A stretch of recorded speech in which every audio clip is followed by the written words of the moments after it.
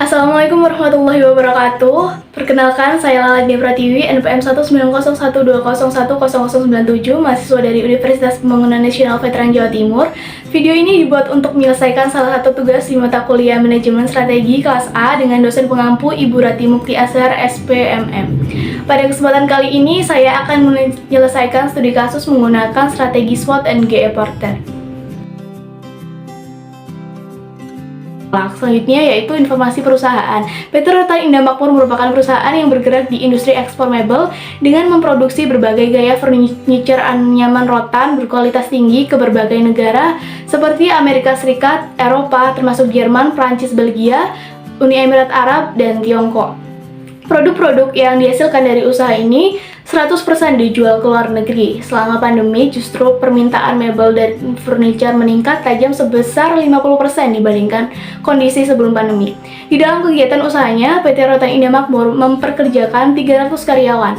Dan di sini seandainya saya menjadi salah satu tim manajemen strategi dengan melihat berbagai informasi yang telah dikemukakan, strategi dan perencanaan model bisnis apa yang disarankan untuk menjalankan PT Rotan Indah Makmur agar mampu bertahan serta berkembang di kondisi tersebut, dan apa dasar pertimbangan dalam mengajukan strategi dan program tersebut. Nah, di sini saya akan memulai dengan analisis serta strategi dengan menggunakan SWOT dan GE Porter.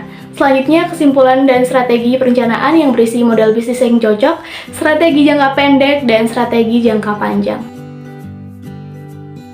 Yang pertama dimulai dengan analisis SWOT, analisis kekuatan atau strength.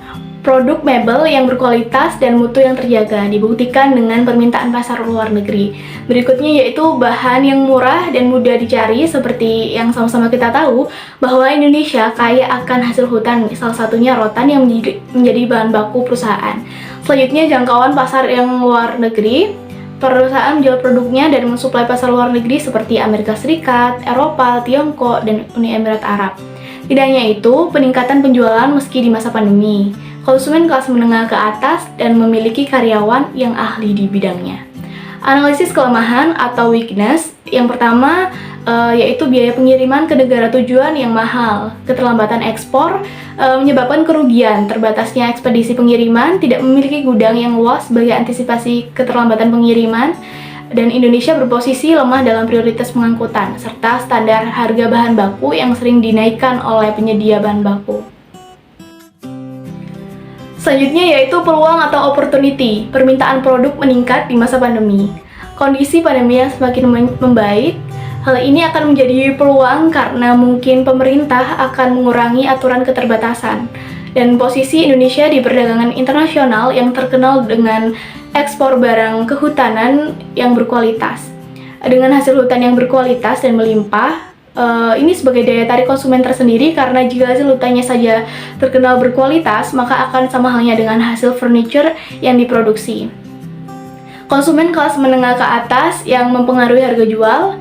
Produk Amerika Serikat yang kekurangan pasokan mebel dari Cina disebabkan selama 2 tahun terakhir terjadi perang dagang.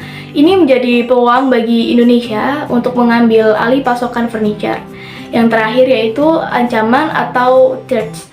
Munculnya pesaing dari negara lain dengan harga yang lebih murah. Akibat perang dagang antara Cina dan Amerika, negara lain akan berlomba-lomba untuk mengisi pasar.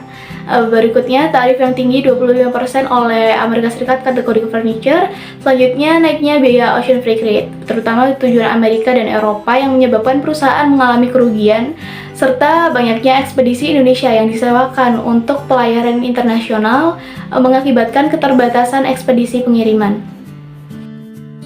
Yang selanjutnya adalah strategi SWOT SO.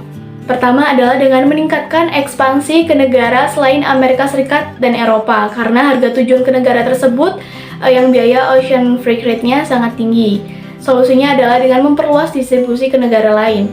Berikutnya, membuka pasar lokal. Selain itu, juga meningkatkan penawaran ke Amerika Serikat untuk mengisi kekosongan produk dari Cina. Variasi harga yang dengan memanfaatkan bahan baku yang murah, dan menjual produk di marketplace, serta mengembangkan pemesanan dengan sistem pre-order.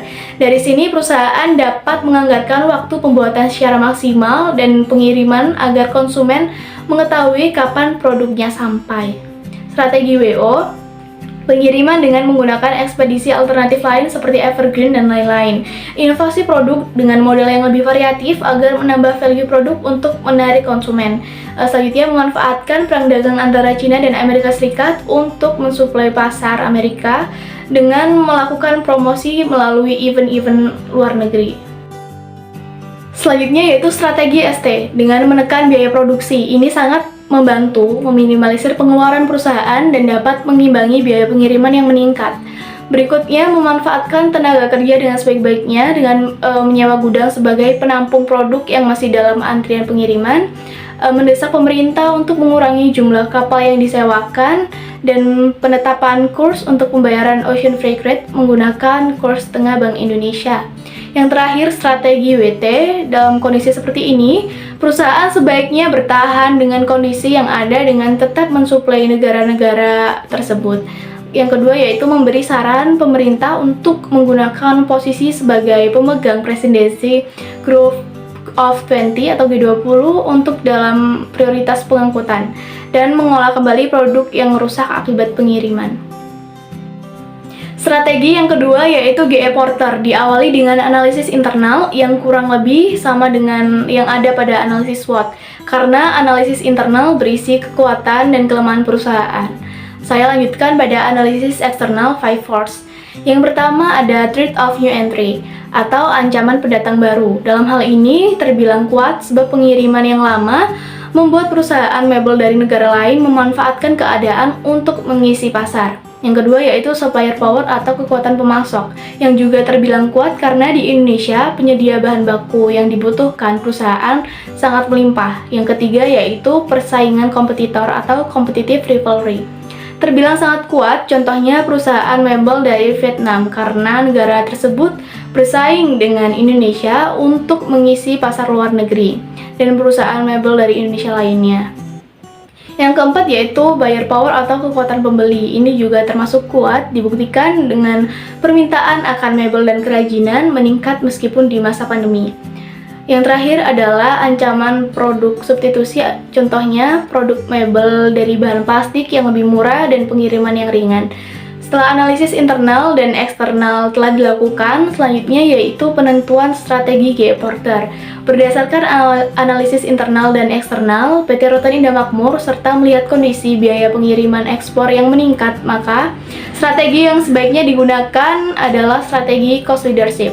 Hal ini sejalan dengan strategi SWOT, di mana perusahaan menjangkau pasar yang luas dengan menekan biaya produksi, melakukan efisiensi biaya usaha dengan mengoptimalisasi sumber daya yang digunakan. Yang terakhir yaitu kesimpulan. Dalam model bisnis, PT Rotan Indah Makmur sudah cocok dengan model bisnisnya saat ini yaitu manufaktur. Hal ini dikarenakan proses pembuatan produknya harus melewati tahap memproduksi barang mentah menjadi barang jadi.